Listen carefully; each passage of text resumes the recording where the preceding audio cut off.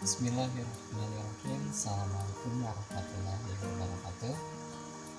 Alhamdulillahirabbil alamin. Wassalatu wassalamu ala asyrofil anbiya'i wal mursalin sayyidina Muhammadin wa ala alihi washabbihi wa ajmain. Amma ba'du.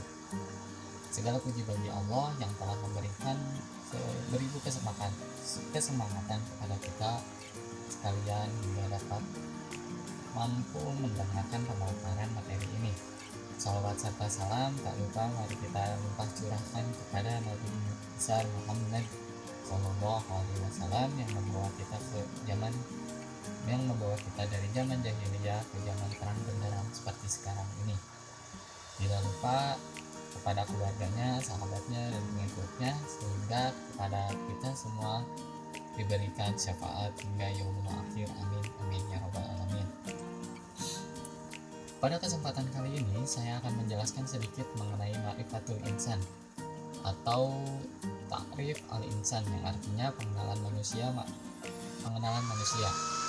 Ma'rifatul insan mempunyai dua kata, yaitu ma'rifat dan insan. Ma'rifat yang berarti mengenal, sedangkan insan berarti manusia atau diri sendiri.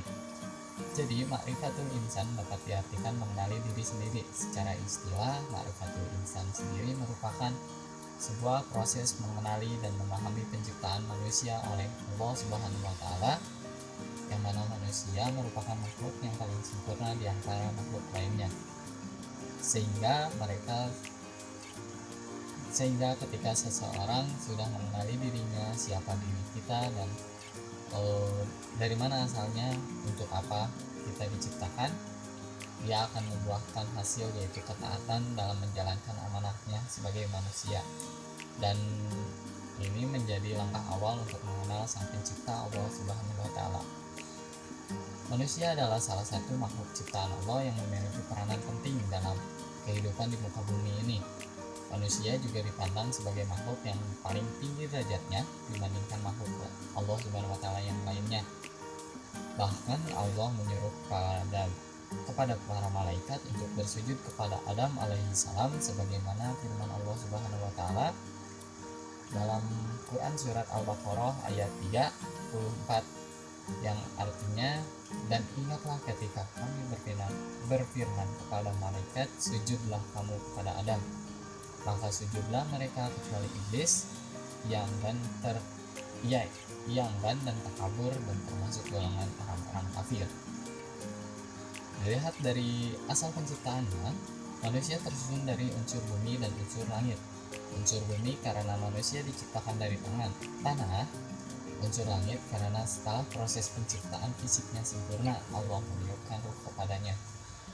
Yang pertama, manusia terbuat dari tanah. Dalam penciptaannya makhluk hidup termasuk manusia, beberapa ayat Al-Quran menyatakan pentingnya peranan tanah liat. Hal ini dikemukakan dalam firman Allah Quran surat As-Sajdah ayat 7, yang artinya, yang membuat segala sesuatu dia ciptakan sebaik-baiknya, dan dia memuliakan penciptaan manusia dari tanah. Dan kemudian Allah meniupkan ruhnya, yang merupakan zat yang tak terlihat, tetapi hakikat ruh itu terasa eksistensinya dalam jiwa manusia. Fungsi utama ruh adalah untuk merasakan, meyakini, menghendaki, dan memutuskan. Rasulullah SAW mengatakan bahwa dalam jasad ada segumpal daging. Bila daging itu baik, maka baiklah seluruh jasadnya.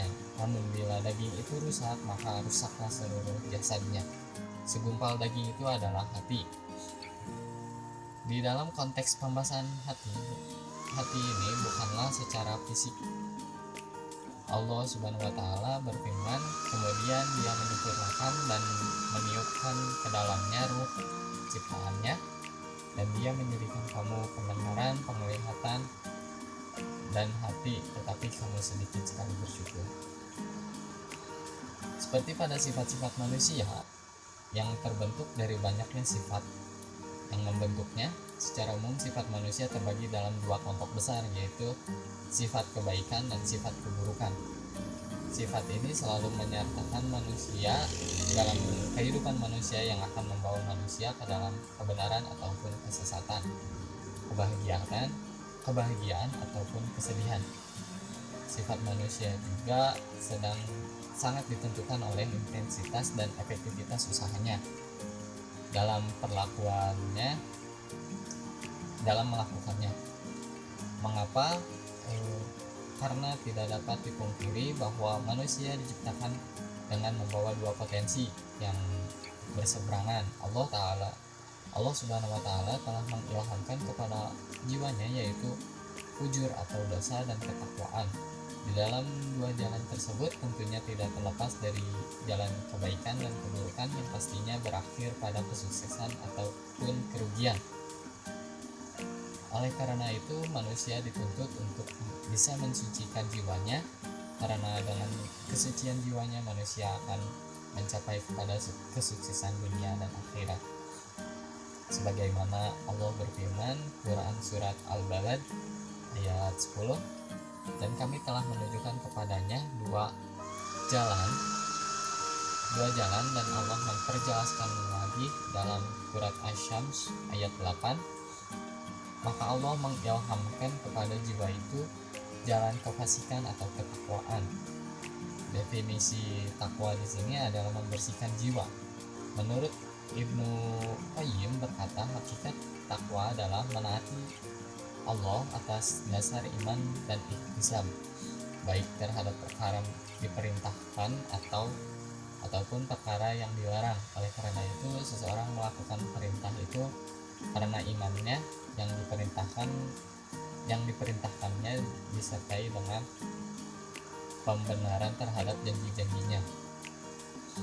Dengan imannya itu pula ia meninggalkan yang dilarang Allah dan takut terhadap ancamannya. Takwa kepada Al-Quran memiliki 3 makna, yaitu yang pertama takut kepada Allah dan pengakuan superioritas Allah. Hal ini seperti kalamnya yang artinya adalah dan hanya kepada Akulah kamu harus bertakwa, surat Al-Baqarah ayat 41. Dan yang kedua taat dan beribadah sebagaimana kalamnya yang berarti hai orang-orang beriman, bertakwalah kamu kepada Allah dengan sebenar-benarnya takwa, Quran surat Al-Imran ayat 102. Dan terakhir dengan membersihkan hatinya dari noda dan dosa. Maka inilah hakikat dan makna takwa selain pertama dan kedua, sebagaimana firman Allah Subhanahu wa taala dalam Quran surat Asy-Syams ayat 9, sesungguhnya beruntunglah orang yang mensucikan jiwa itu. Mensucikan jiwa sama dengan membersihkan jiwa. Menurut bahasa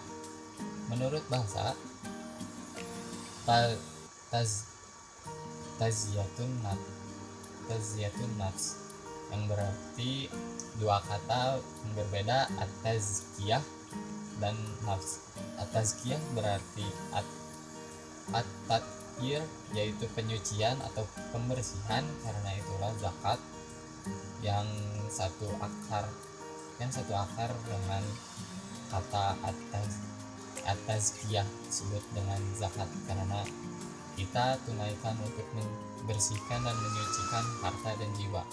Adapun an-nafs yang berarti bentuk lama dari anfus dan nufus, berarti jiwa atau nafsu. Dengan demikian tazkiyatun nafs berarti penyucian jiwa atau nafsu.